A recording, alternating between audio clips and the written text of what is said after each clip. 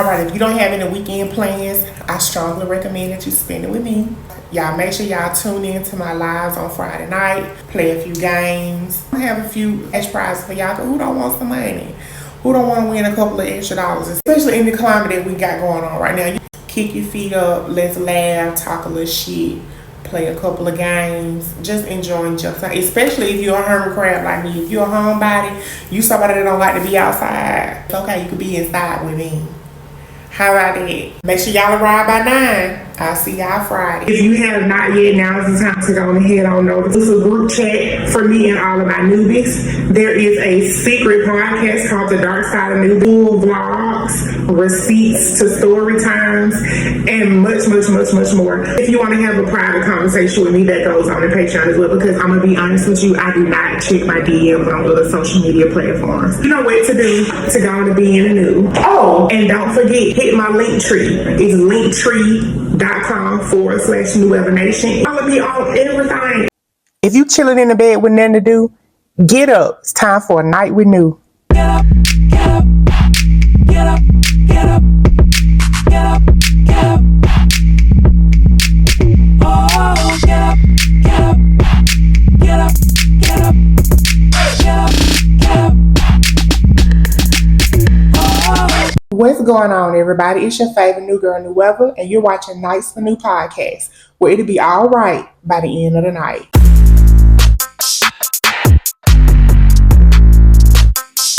I'm really not in the best of moods right now, y'all, because I had a phone conversation that really put me in my feelings a little bit.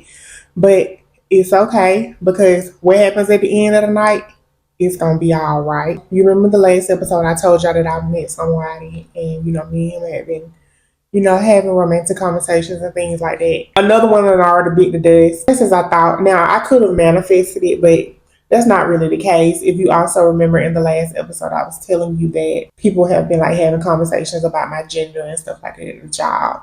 And although the guy that I was talking to was made aware of that because I told him on my own, and he had no issues with it. When you're dealing with somebody that's deemed undesirable by society, and this what I'm about to say might upset a lot of you all, but what deems you as an undesirable when it comes to social currency, trans women, larger women, darker women, people that don't have Eurocentric features. A lot of the times, when it do come to men that navigates throughout the world and stuff, in these types of spaces socially, what I mean by social currency is they pursue and do certain things with certain people just because of how they think that it's going to make them look. And so when you are a man who is dealing with a trans woman, regardless to her aesthetic or how she might look or what she gives, society, based on social standards and things like that, the way that trans women are viewed, is going to decrease your social currency. And I'm not saying that trying to rationalize or give an excuse as to why, or even saying that I'm condoning that men should sneak with us and we should remain behind closed doors and behind the bushes and in the shadows with them, because that's not what I'm saying at all. Because to be quite honest, if I'm a secret, if I'm going to be something that you're going to be ashamed of or whatever the case might be, I don't, you don't appeal to my better nature anyway. You're not somebody that I would want to continue to pursue something with.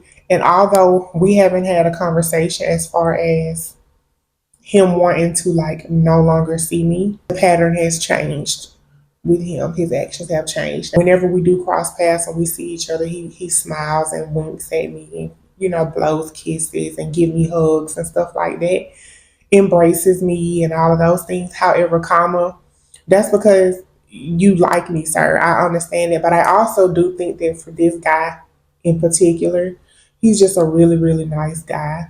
I think that he thinks he's going to hurt my feelings if he tells me that he's changed his mind about wanting to pursue me in a romantic way. It wouldn't. I've already picked up on what he's kind of putting down, and I've withdrawn myself from the situation anyway. I believe I would have been a lot more bothered had more time progressed with us, had we went even deeper and further into whatever it was that we had going on. Now we only have conversations with each other when we're at work and stuff. And I'm not going to have to worry about that too much longer because I'm actually about to transfer to a new facility It's not that I'm trying to run away from my problems at the job or anything like that, because they now know I'm trans and it's going around and I'm getting picked on and things like that. And because I was talking to that guy at the job and now, like, we're kind of in a funny space, it's nothing like that. Y'all gonna have to move me. Y'all have been known for quite some time that Bessie Lou has been sick. And so for the past 3 weeks now, I have not been driving her to work. I've been taking lifts. The site that I work is in another city. It's a few towns over. In an attempt to try to save money on the Lyft ride, I put in a transfer to a facility on my side of town that's closer to me. Hopefully, with that, the Lyft rides will not be as much because the other day when I got off work, y'all, that Lyft costed $100. Meal, why is it so much? One of the girls that I have conversations with, shout out to UT, what's up, baby? She told me about the bus system situation. She told me that it was only going to be like $2.50 to ride the bus. I was not necessarily opposed to it. What made me decide I did not want to get on that bus is because from the job to my place, it was going to be a 2.5 hour commute. I don't want to work all night and then be on a bus 2 hours. So with that being said, even if now that I'm transferring to a facility on my side of town and it's much closer, even if I stop doing the lifts and just get on the bus, in theory, I probably would not be on the bus as long, even if I was to do it because I'm on the same side of town. When I was working at the other site in a different state before I moved up here, I had met this guy at the job. I can't really say that we had became friends or anything like that. Like he would have conversations and stuff like that with me at the job. I kind of kept him at arm's length, chit chat back and forth, sometimes like on Instagram and stuff like that. I always felt like I was being recruited. Like he always spoke to me outside of work with such religious undertones and things like that. And like even when we first had met each other at the job, like he came and approached me and was basically like insinuating that God put me in his path for a reason and I don't really like when people approach me like that because girl, wait, over periods of time he's always like tried to preach to me and like send me encouraging words and inspirational quotes and things like that. Now, do I feel like anything is wrong with that? No, not necessarily. I really don't. But for reference, it started seeming like he was growing more and more fond of me. I tried to like push him away. I tried to repulse him from me and things like that. So I remember like telling him that I was like I sold Girl Scout cookies and things of that nature. Now, was I lying to him? In a way, I was because, like, yes, that's a part of my past. At this point, it's been 3 years at least since I've done that. I'm kind of so far removed from that. But I spoke to him as if, like, that's something that I currently do, thinking that it was going to, like, because he's so, let him tell it, he's so saved, he's so Christian, like, rah, rah, rah. I was thinking that it would make him, like, to a certain degree, leave me alone. It didn't. It had got rumored again, that the rapture was supposed to happen on September the 23rd. And so there were so many radical Christians and stuff like that that was preparing for the rapture, which I think is extremely weird and strange if you are so Christian and you are super overly religious and you should know the word, you should know your scripture. I did message him because I know that I had the impression that he's this overly religious, overly radical person. I said, "You haven't preached to me in a while. Did you get raptured?" Question mark. And then he sent me the laughing emoji. Oh, you trying to be funny? Oh, okay, okay. I know you want to know more about God. I got something for you. Because you think that you reached out to me, but that's that spirit in you wanting that. Because I give it to you like don't nobody else give it to you. But I'm going to send you something that you, and watch this, because I know you're intelligent. It's going to give you some hope. Watch this. In response, he sent me a few scriptures. Matthew chapter 21, 31, and 32. Listen to these scriptures he sent me. Jesus said, I tell you the truth, corrupt tax collectors and prostitutes will get into the kingdom of God before you do. For John the Baptist came and showed you the right way to live, but you didn't believe him while tax collectors and prostitutes did. Even when you saw this happening, you refused to believe him and repent of your sin. And then he sent me this examples of prostitutes that God redeemed. Rahab the prostitute from Joshua 2:1, Hebrews 11:31, and James 2:1. Rahab hid the Israelite spies in Jericho. Even though she was a prostitute, her faith and action saved her family. the New Testament honors her, it was by faith that Rahab the prostitute was not destroyed with the people in her city who refused to obey God. I also sent 2 other voice messages. Check out what our big brother said. Jesus himself. You know, Jesus is our brother, really. He said, corrupt tax collectors and prostitutes will enter into the kingdom. Again, I just believe you've never been taught. And what you've been through in your life has triggered you to move in the way that you're moving. You know, beautiful, beautiful woman. You know that's a gift that the Most High gives to us. But are you operating in error? In His eyes, now the world may say, hell, even you may think there's nothing wrong with it. But in your Father's eyes, the one who gave you permission to even read what I'm sending you and listen that breath that you're taking, the Holy God, the one that still loves your big-headed ass and has called you to be more, He'll fund you because you say you're doing it for money. God will take care of you. But all I'm here to tell you is that one day, you know, when you face yourself, God is there. He loves you. No, because you know. All right, I love you. I got just a little hope talk. You asked for it. Bye. Hey, listen, you better take it serious for that. Cause one day that damn rap show come real. And you telling me you want to be left down here in this shit hole? Are you kidding me? You must don't know the kingdom that awaits for us, girl. I never said that. You must don't know the kingdom that awaits for us. Like, you want to be left down here in this shit? Because the Most High don't want. I'm not saying He don't want you, but He don't want people who don't behave accordingly, right? Look at it in your own life. You wouldn't want people around you that murder people. You wouldn't want people around your children who would be molesting them or home. Like, you wouldn't even want it in your own life. What makes you think the Most High would want that around Him, right? So we just have to start seeing ourselves like His children. And it takes practice. Now, I ain't going to say you're going to wake up the next day and be a nun. It just takes an effort. Is it hard? Is it challenging? Hell yeah, you know. But is it worth it? Hell yeah. He have so much grace and mercy, you know. But people think it's just hard, but life is hard. You know what I mean? Life is hard. All right, bye. I don't feel like He be telling me anything wrong. It's not about what He's telling me. It's about the motive behind it, in my opinion. And I think that that's what I'm having a hard time deciphering. Like, it's hard for me to tell. Well, it has been hard for me to tell whether His intentions have been pure this whole time and stuff like that. But I do remember, like, after that, I ended up sending him a long message in response, and then we ended up talking on the phone for a few hours, and the conversation had went a certain type of way. And I remember saying when we were on the phone that I just feel like when it comes to religion, it's extremely oppressive of women. It's just a bunch of text on like what a woman should or shouldn't be doing, because I do remember, like, when we was also speaking to each other on the phone, like, he had said something like, you know, I'm a beautiful girl and I got a nice body. Okay, yes, we know that, but I shouldn't be out here like trying to do this, that, or the third, you know, and to entice a man or whatever the case. And I told him, like, I can go outside and put on a brown paper bag and I'm still gonna get approached and you know, whatever the case, like, it, because it has nothing to do with us.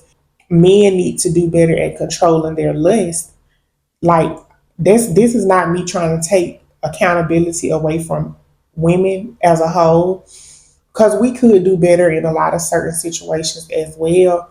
But mostly, like, a lot of the text when it comes around, like, speaking on women in multiple religions, to be fair, is about us holding ourselves at a modest way to not entice the lust of a man. Why should they not be out there working on their lust? It doesn't really matter how modest we are. It doesn't matter any of those things.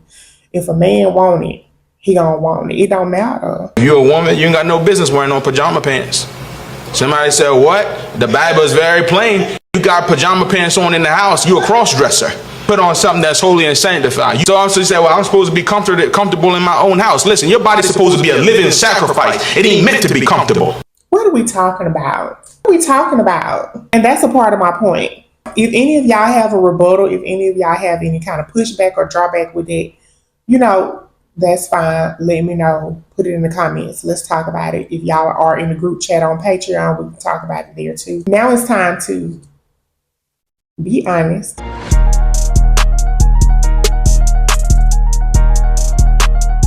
Have there ever been a time in your life where you ended a relationship? And by relationship, I am referring to platonic and romantic relationship. In a way, I pretty much have lost 3 friends in the course of these last few months and stuff like that for various reasons. And as I told y'all earlier, I had a phone call today that kind of got me on feelings. Make sure y'all follow me on TikTok at Nueva Nation, NUEVANATION. Friday nights at 9 o'clock p.m., 8 Central, 6 Pacific. I will start hosting game nights. I do feel like sometimes people do come into your life and they're not meant to be in your life for the rest of your life. I do believe that. Like, sometimes it's hard, especially when it's been long-term relationships and these people have been a part of your life for many, many, many years. And y'all have shared so many different memories and things like that. It can be hard. I'm really, really, really trying to work on me and work on being the better version of myself. I've came so far. I still have a long way to go at being my best self. Everybody that I call myself friends with, I love those people. I love the people that are in my life. I love them dearly. But sometimes it's just better for me to put myself first, and I have to love myself first. If it's a situation where it's no longer appealing to my better nature, it doesn't serve me well, I'm always in some type of hurt, harm, danger, disarray, whatever the case might be, it probably would be best for us to just go our separate ways. That's how I feel. If there have been a time when you have ended a relationship, what was your breaking point? I really want to talk about it in the comments. So y'all, please, please, please, please respond. Please react. If you had the opportunity to be in that same situation with that person again, would you have left sooner, or do you think you would still be there? Like, you think you would have stayed or should have stayed? I guess what I'm asking is, have there ever been a time where you did leave and you might have regretted it? You know what time it is. It's time to hear what had happened.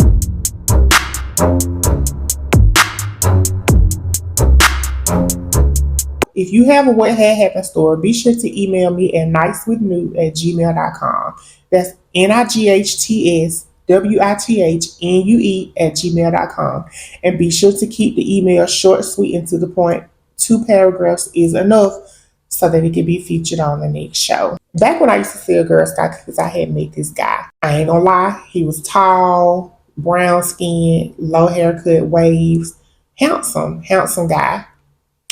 And the yay was whoop, the yay was yan. He told me when I tell y'all the way that man bounced on my back, I was just like, oh my God, what is this? He finished, he was still inside, holding me. Every time I tried to break away from him, he would hold me closer to him and stuff like that. And the dude ended up spending the night with me because he wouldn't get up, he wouldn't wake up after he had activated his water or whatever. And I'm not gonna lie to y'all, at the time, I was selling Girl Scout cookies because I was trying to get bag money. I was trying to get money for the bags or whatever, whatnot. But I also, at the same time, yearned for a relationship, yearned for affection, wanted to be in love, was still trying to validate my womanhood, and all of those different things. So at this point, you fine, you smell good, you got the yay on you, you done bounced on my back some kind of way. You holding me at night. I love you. We go together. In my mind, even though he was a trick. And so I'm saying all that to say that encounter turned into a 2-year ordeal where me and him were boot knocking and rocking, right? This one night had came up where he wanted to see me or whatever. And by this point, I ended up having a house full of people staying with me. It was always between 5 to 9 people at my house. But on a regular basis, five of us used to be there all the time. Because I only had a 2-bedroom house, y'all. Prior to them coming to stay with me, I stayed by myself. So it was a really technically only equipped for me. People sleeping on the couches, people sleeping on floors and stuff like that. But my homegirl that was staying there with me, she used to sleep in the bed with me. Our old boy ended up hitting me up telling me he wanted to see me or whatever. I'm like, okay, so where we gonna go? Because I got a house full, what's up? He was like, I'm finna pull up on you anyway. Okay, pulled up on me. We ended up chilling outside in the car. As we chilling outside in the car, he thought that he was gonna start sliding up my back in the car. I'm like, not finna happen. So I would crank up and go home, like, cause I'm not finna sit here. You're not finna have me outside in the back seat of a car in my own front yard when I got a whole house. No, I'm not doing it. So he was like, oh, I ain't worried about that then. I'm going in the house with you. I said, well, because at the time, of course, like you playing trade games and stuff. You don't want to be seen with me for real, for real. You get what I'm saying? Like, and so I told him, like, I got a house full of folk. My homegirl is laying in the bed. I go in the room, I go get on my side of the bed. He started creeping in there. We're supposed to be laying up at this point because I had already told him, like, one finna be no boot knocking at all. Ain't no jamming finna happen. Of course, he tried to slide it in. Of course, he slid it in. Of course, my homegirl laying right there in the bed. Now, I did originally think she was asleep, but I'm gonna be honest with you. Knowing her, the minute I woke up the first time, like the minute when I first got up to go even chill with him to begin with, she probably was up but didn't get out the bed. Who knows? So he doing what he doing. She hops up like, oh my God, girl, I can't believe you. Like that. She started laughing and then she runs out the room. Not even 30 seconds later, she come get back in the bed. At this point, since he knows she up, he ain't trying to be quiet or nothing. Now, like, he tearing me down, tearing me up in the bed. Homegirl laying right there. He ain't never hit me that way. He ain't never bounced. He had never jammed me the way he jammed me that night. I had that wig on, y'all, and he was yanking me so bad and had the wig in a ponytail. He had the wig pulled up by the ponytail, and I kept telling him, like, you need to calm down because you're going to take my wig. I do not take my wig. I do not take my wig out. And he yanked the bitch out of my head and threw it across the room. Why he do me like that? He had yanked my wig off and threw it across the room, y'all, and was tearing me up in front of my homegirl. And my homegirl in there egging it on. She was like, hush. She like, you might well be quiet. Be quiet, take it. I don't even know why you doing all this. You might well take it. Don't even be quiet. Stop all that hollering, But it was hurting me, though, y'all. He was killing me. He was tearing me tender. So the next morning, we went and got breakfast, and then we went to his house. I ended up laying up with him at his house for a couple of hours. For some reason, once I got ready to leave, he switched up on me. For mind y'all, me and him had been entertaining each other at that point for 2 years. I got up, got in my car, got ready to leave for his house. As soon as I get to the stop sign on his street, my tire blew completely out. Why, when I turned around, I was calling his phone, he wasn't picking up. I just left your house not even 30 seconds ago. I'm calling him because I want him to come help me. Like, come change my tire for me, do something, be a man. You get what I'm saying? Like, I don't let you play all inside of me. I don't let you play all off in my guts and stuff all night. And you can't help me with my car. You get what I'm saying? And it's like, so I'm calling his phone. He's not picking up. So I started walking back to the house, to his house. Why, when I get to his yard, y'all, he closed the blinds. I'm knocking on the door. He wouldn't come to the door. Hold that thought. I'll tell y'all the rest on Patreon. That's all I have for y'all. A night. Okay, everybody, do me a favor and throw a peace sign in the comments. Please thumbs up this video as well as subscribe if you have not. I'm still not monetized here yet, and I can't do that myself. I need y'all support.